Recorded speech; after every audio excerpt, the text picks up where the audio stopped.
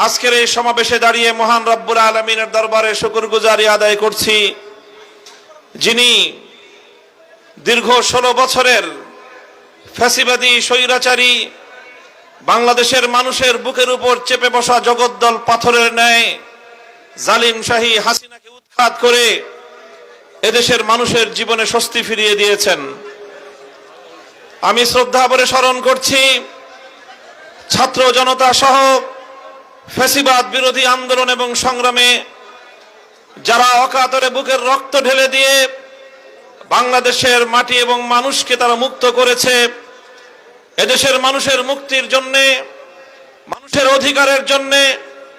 ন্যায় এবং ইনসাফের জন্যে, জুলুম এবং শোষণের অবসানের লক্ষ্যে শত শত হাজারো মায়ের বুক খালি করে আমার যে সকল দামাল ছেলেরা, সন্তানেরা, বোনেরা,